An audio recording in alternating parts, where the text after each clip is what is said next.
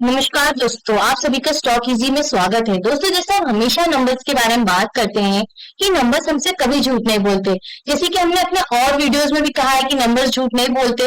वो चीज यहाँ पे साबित भी हुई है कि कंपनी के नंबर्स खराब होने की वजह से वो चीज आपको चार्ट में भी रिफ्लेक्ट होते हुए दिखेगी। इसलिए जिस तरह कंपनी के फंडामेंटल्स होंगे उसी तरह कंपनी के जो चार्ट्स है शेयर्स के उसी तरह परफॉर्म करेंगे। और आपको ये भी बता दें कि जब भी कंपनी के अंदर कुछ गड़बड़ होती है या फिर कंपनी में कोई स्कैम होने वाला होता है या फिर कंपनी के अंदर रेवेन्यू आ रहा है या नहीं आ रहा है, उसके अंदर अगर कुछ गड़बड़ होती है, वो सारी चीजें आपको नहीं नंबर्स आराम से बता देंगे। बस आपको समझने की जरूरत है कि कैसे आप उस रेड फ्लैग को पकड़ सकते हैं। अगर आप उस कंपनी के रेड फ्लैग को पकड़ लेते हैं तो आपको बिल्कुल भी कंपनी के रेड फ्लैग को इग्नोर नहीं करना है। जैसे कि यहाँ पे बीसीजी कंपनी है, आपने जब इस कंपनी में जो रेड फ्लैग आया था, आपने जब उसके रेड फ्लैग को इग्नोर किया, उसकी वजह से अगर आपने इसमें बना बनाया पैसा भी आप खो सकते थे। जैसे कि ये अभी 10 रुपया चल रहा है, फ्यूचर अगर इसका पास्ट देखेंगे तो एक टाइम पे 121 का हुआ करता था, जो कि आज 10 रुपए का हो गया है। तो ऑब्वियस सी बात है कि इसलिए ही कहीं स्कैम हुआ होगा, कहे तो रेड फ्लैग आपको मिला होगा, जो कि आपको बता रहा था कि इस शेयर से अब आप निकल जाइए, इसमें अब गिरावट आने वाली है, क्योंकि कंपनी में कुछ तो गड़बड़ है, कंपनी यहाँ पे परफॉर्म नहीं करने वाली है आगे। ये सारी चीजें ना आपको यहाँ पे इसके फंडामेंटल्स बता दिए होंगे। चलिए आज हम इसको यहाँ पे एनालाइज करते हैं और देखते हैं कब और कैसे आप इसके रेड फ्लैग को यहाँ पे पकड़ सकते थे। और अभी भी ये कंपनी के अंदर और रेड फ्लैग्स है, आपको ऐसे स्टॉक्स में रुकना ही नहीं चाहिए जिस कंपनी में आपको रेड फ्लैग दिखने लगे। किसी का आपके सामने ही है शेयर्स, इसका अगर आप मार्केट कैपिटल देखेंगे तो ये 2000 का इसका मार्केट कैपिटल है, काफी छोटा है, ये एक स्मॉल कैप कंपनी में आ जाएगा। और दूसरी बात, ये कंपनी अब यहाँ पे पैनी स्टॉक बन चुकी है। एक टाइम था ये इसका क्या प्राइस था, 120 के आसपास था, और आज देखिए सिर्फ मात्र 10 रुपए का रह गया ये शेयर। इसका मतलब एक टाइम पे ये अच्छे खासे अर्निंग्स पे थे, इन्होंने दिखाया था कि हम कुछ कर सकते हैं इस फील्ड में। लेकिन आज के दिन अगर आप देखेंगे तो करंट प्राइस मात्र 10 रुपए रह गए। इसका मतलब ये है कि कंपनी पैनी स्टॉक बन चुका है, लोगों का विश्वास अब यहाँ से उठ चुका है। चलिए हम इसको धीरे धीरे एनालाइज करते हैं और देखते हैं इसमें क्या चीज है कि जो कि हमें दर्शाती है, हमें वार्न करती है कि स्टॉक से हमें पहले ही निकल जाना चाहिए था। चलिए सबसे पहले हम इसके प्रॉफिट एंड लॉस स्टेटमेंट में चलेंगे, जो कि सबसे पहले आता है, जो इसका सबसे पहला लाइन है, यहाँ का टॉप लाइन है, वो है रेवेन्यू। रेवेन्यू का मतलब होता है कि कंपनी ने साल भर में कितना माल बेचा, माल जो भी उन्होंने बेचा उससे कितना पैसा उनके पास आया बिना एक्सपेंस कट किए। जैसे कि आपने एक बॉटल बनाया है और उसको आपने सेल कर दिया, आप भले 10 रुपए में उसको बनाया लेकिन आपने उसको 50 रुपए में सेल किया, मतलब आपके कंपनी में 50 रुपए आपके पास आया। अब इसमें से एक्सपेंस जो आपके खर्चे हुए, रॉ मटेरियल से सारे जो खर्चे एक्सपेंस है वो कट नहीं होंगे। अभी यही चीज इसको रेवेन्यू बोलते हैं। देखिए इसका जो रेवेन्यू देख रहे हैं आप, 2014 में था 1663 करोड़ का इनका, यहाँ पे ये जो है इसका रेवेन्यू था। क्योंकि धीरे धीरे बढ़ बढ़ के यहाँ पे आया 2023 में 7000 करोड़ के पास। रिटर्न यहाँ पे आपको क्या देखने को मिल रहा है, यहाँ पे आपको देखने मिल रहा है कि 2024 और 25 में आप देखेंगे इसका जो रेवेन्यू वो गिर गया है। देख रहे हो यहाँ पे इसका रेवेन्यू गिर चुका है। मतलब सबसे पहले तो अगर आप 2023 में थे तो आप जब आप 2024 में जब इनका ये चीज आया कि रेवेन्यू गिर गया, तो यही सबसे बड़ा इनका यहाँ पे रेड फ्लैग बन गया कि कंपनी अपने जो पुराने रेवेन्यू थे उसको, उसका जो लाइन था, उसका जो उन्होंने बना के रखा हुआ था कि हाँ इतना हम बना के रखेंगे, हम इतना रेवेन्यू जनरेट करेंगे, उस लाइन के भी नीचे इन्होंने आके रेवेन्यू जनरेट किया, यानी कि इनके सेल्स यहाँ पे गिर चुके थे। लेकिन इसके पहले ही आप पता कर सकते थे कि शेयर्स में रेड फ्लैग आपको दिखना शुरू हो चुके थे। वो हम थोड़ा नीचे जाके उसके बारे में बात करेंगे। जैसे कि यहाँ साफ साफ दिख रहा है कंपनी के सेल्स पूरी तरह गिर गए, सबसे पहले तो रेड फ्लैग है। और दूसरी बात, पहले आप ये देखें कंपनी किस सेक्टर से, कंपनी एक आईटी सेक्टर से है। ठीक है, आईटी सेक्टर में इतने खर्चे नहीं होते, आपने जो सर्विस दिया तुरंत पैसा आपके पास आता है, एडवांस में पैसा आ जाता है आईटी सेक्टर में, तो ये चीज होती है। और अगर आप इसके मार्जिन को देखेंगे तो मार्जिन 2024 में 27, 2025 में 26% का है, जबकि 2023 में अगर आप यहाँ से देखें 2021 से, तो इसके मार्जिन यहाँ से गिरना स्टार्ट हो गए हैं। 30 वहां 2 साल, उसके बाद 23 और 24-25 में आपके सामने कंटिन्यू मार्जिन गिर रहे हैं, क्योंकि जो इनका ऑपरेटिंग प्रॉफिट है वो भी कम हो रहा है। तो ऑब्वियसली बात है इनके मार्जिन भी यहाँ पे गिरेंगे। तो यहाँ पे ना ये चीज आपको ये दिख गई कि कंपनी के सेल्स गिर रहे हैं। सबसे पहली बात तो ये है, आप यहाँ पे आपके एकदम टॉप लाइन में दिख गया कि यहाँ पे इनकी सेल्स गिर रही है, ठीक है। अब थोड़ा हम नीचे आएंगे, इनके बैलेंस शीट पे जाएंगे, वहां पे अपनी नजर डालेंगे कि है बैलेंस शीट। सबसे पहले इनके रिजर्व को देखिए, रिजर्व इनके कंटिन्यू बढ़ रहे हैं, कंपनी के ऊपर कोई डेट नहीं है। तो अभी तक तो आपको लग रहा है सब कुछ काफी अच्छा है, कंपनी पर डेट भी नहीं है। अगर पहले भी रहा तो बहुत छोटा सा इनका डेट था, तो इतना टेंशन वाली बात नहीं है। तो क्यों ये शेयर गिरा है, ठीक है। अब आप ये सोच रहे हैं, आप ये सोचिए कि आईटी कंपनी में अगर जैसे कि जो बड़ी बड़ी जो अलग हर एक सेक्टर का एक अलग बिजनेस करने का तरीका होता है। जैसे कि अगर डिफेंस ले लेंगे तो डिफेंस में क्या होता है कि आपको माल देना होता है, बना के उसके बाद थोड़ा टाइम बाद आपको पैसा मिलेगा। तो वो हर एक उस सेक्टर के हर एक स्टॉक का वही हाल है। लेकिन जब ये आईटी स्टॉक है तो इसमें क्या होता है कि आप पहले सर्विस देने से पहले भी एडवांस मिल जाता है, या फिर सर्विस के तुरंत बाद आपको पूरा पेमेंट मिलता है। हर चीज ऐसी होती है। अगर आप ट्रेड रिसीवेबल में देखेंगे, आप देख सकते हैं कितना बड़ा यहाँ पे इनका ये रिसीवेबल आके खड़ा हो गया है। आप देखिए 2021 में इनके गले में इनका कितना रेवेन्यू था 2021 से पहले, आप वो देखो 2856 करोड़ का इन्होंने अपना अपनी सर्विस को बेची हुई थी, ठीक है।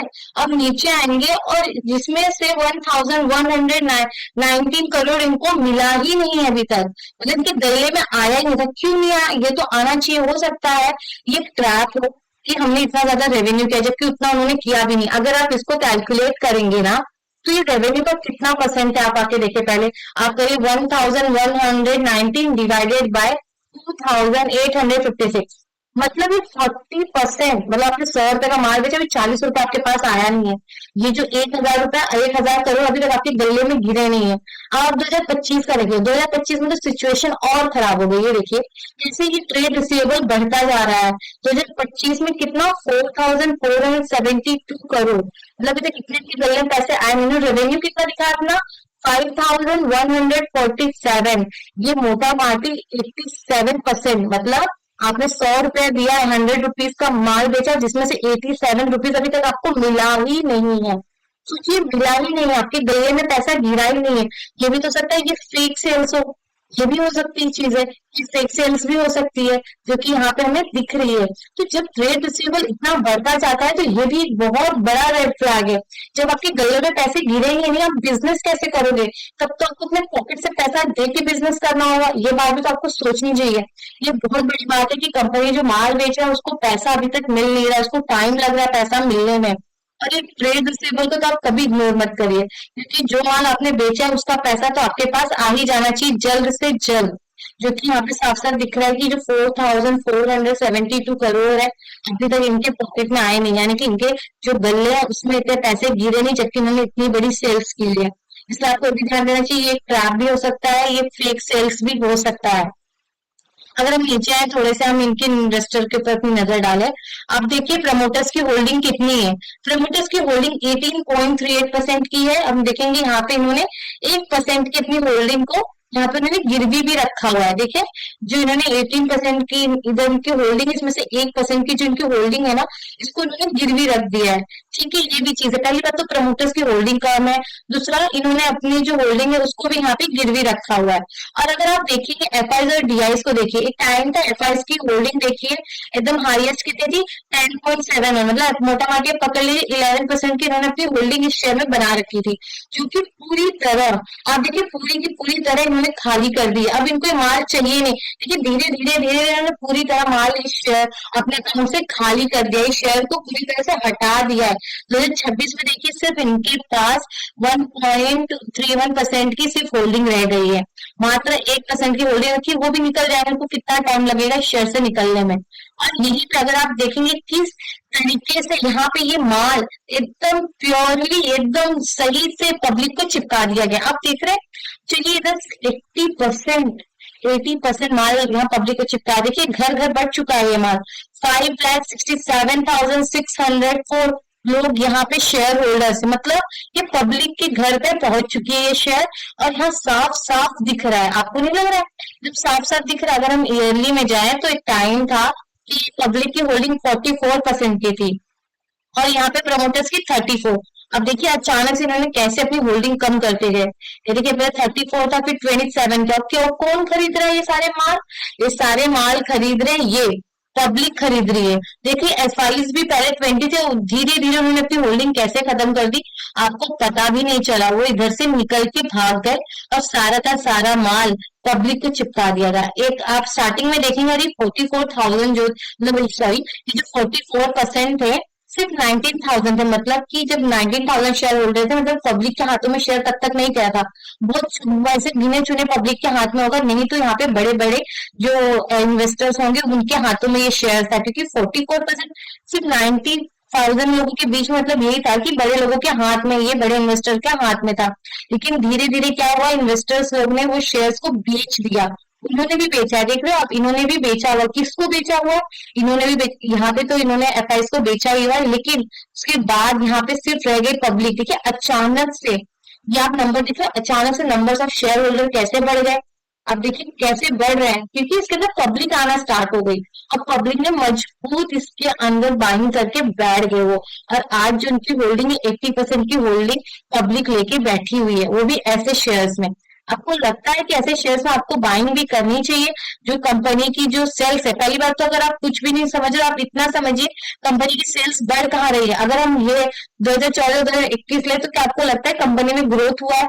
आपको ये सोचना चाहिए। चलिए आप कोई रेड फ्लैग आपको नहीं दिखा, लेकिन आप ये सोचे कि कंपनी की सेल्स भी तो नहीं बढ़ रही, जिसमें कोई ग्रोथ ही नहीं है। जो मैनेजमेंट अपने रेवेन्यू पे काम नहीं कर पा रहा है, जिसके अंदर ग्रोथ नहीं दिखा पा रहा है। सोचिए ना, जब अगर इनकी रेवेन्यू में ग्रोथ नहीं होगा तो क्या इनका बिजनेस बढ़ेगा? नहीं बढ़ेगा। तो बिजनेस नहीं बढ़ेगा तो वो आपके पोर्टफोलियो में कैसे ग्रो कर सकता है वो शेयर? तो इतना सोचिए कि आपको थोड़ा देखना होगा। अगर आपको इन्वेस्ट करना है स्टॉक्स में, तो आपको देखना होगा कंपनी क्या कर रही है, मैनेजमेंट कैसे परफॉर्म कर रहे हैं, सारी चीज देखने के बाद ही आप किसी शेयर में इन्वेस्ट कर सकते हैं।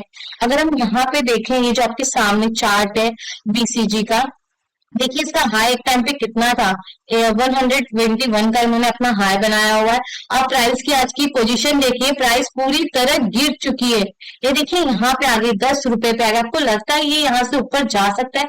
हमें तो इसकी यहाँ पे उम्मीद नहीं लग रही कि इसके ऊपर जाने की यहाँ से उम्मीद है। ये कब 1-2 रुपए पे आ जाएगा आपको पता भी नहीं चलेगा, और आप ऐसे स्टॉक्स में फंसे रह जाएंगे।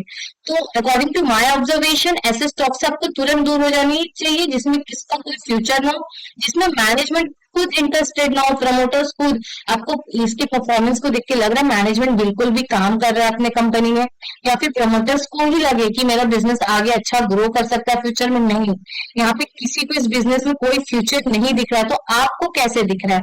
ऐसे स्टॉक से तुरंत आपको दूर हो जाना चाहिए। इसके अंदर आप अगर सोच रहे हो कि 10,000 लगा देते, अगर ऊपर गया तो अच्छा मिला, क्यों आपको अपने प्रिंसिपल अमाउंट को भी खोना है? वो तो मेहनत की कमाई होती है ना, मेहनत की कमाई तो 1 रुपया घूम जाए तो बुरा लगने लगता है। ये तो आप 10,000 रुपया लगाने की बात कर रहे होगे, तो ऐसे मत करिए। 10,000 भी आप अच्छे स्टॉक को पकड़िए, उसमें लगा दीजिए।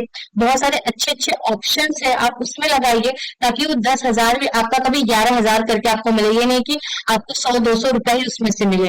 तो अकॉर्डिंग टू माय ऑब्जर्वेशन, ऐसे स्टॉक से आपको तुरंत दूर हो जाना चाहिए, जो कि आपको फ्यूचर में ग्रोथ ना दिखा सकते, जो प्रेजेंट में आपको ग्रोथ ना दिखा सके। तो दोस्तों आज के लिए वहीं रुकते हैं। अगर वीडियो आपको यूजफुल लगा तो लाइक कमेंट सब्सक्राइब जरूर करें।